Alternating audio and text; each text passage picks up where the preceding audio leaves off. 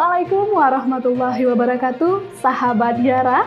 Anggota Komisi 3 DPR RI, Nasir Jamil, menemui keluarga Tamika yang sebelumnya diduga menjadi korban penembakan dan penganiayaan oleh oknum polisi saat penggerebekan kasus narkoba. Kakak korban, Uswatun Jannah dan Mariati, didampingi politisi muda Aceh Besar, Munawar, saat ditemui Nasir Jamil menyampaikan bahwa kesedihan atas meninggalnya adik kandungnya tersebut, mereka ingin mendapatkan keadilan atas apa yang menimpa keluarga mereka.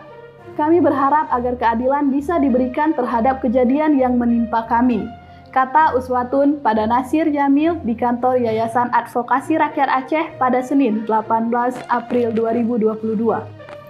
Setelah mendengar suara keluhan dari keluarga almarhum Tamika, Ketua Yayasan Advokasi Rakyat Aceh, Safaruddin, juga menyampaikan informasi lainnya kepada Nasir Jamil, yakni tentang penembakan seorang warga di PD oleh oknum polisi.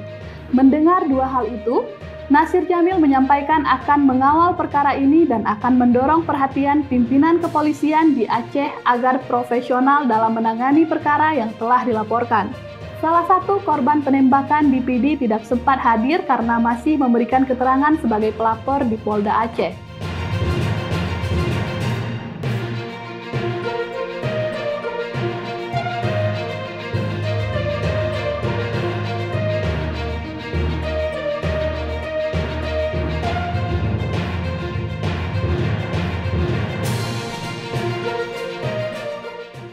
Terima kasih kepada Yayasan Advokasi Rakyat Aceh atau YARA yang telah memfasilitasi keluarga korban penembakan di Cot Keeng yang bernama almarhum Tamika, ya kalau tidak salah saya.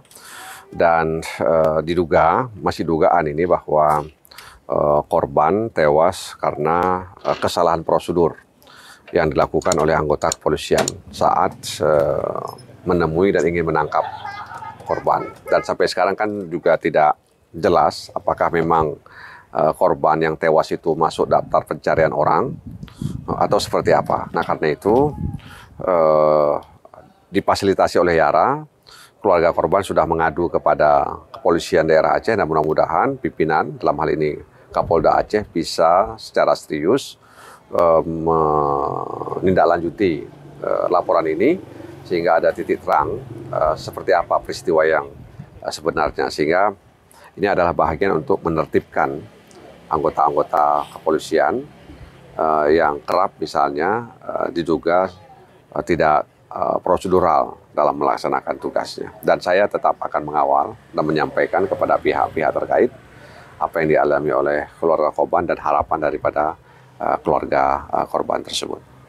Jika benar salah korban salah tangkap, apa itu Bang harapan Abang ini? Saya sendiri juga tidak mau berandai-andai, tapi kalau memang jika memang nanti benar, tentu kan ada tindakan disiplin, ya.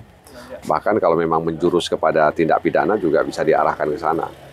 Jadi di samping tindakan disiplin atau hukuman disiplin yang diberikan kepada yang bersangkutan karena ini sudah hilang nyawa orang, tentu ada pasal lain yang bisa dikenai kepada oknum anggota kepolisian tersebut. Ya, kita tunggu saja tanggal mainnya. Mudah-mudahan Kapolda Aceh serius menanggapi ini dan sehingga kemudian masyarakat akan semakin percaya kepada institusi kepolisian.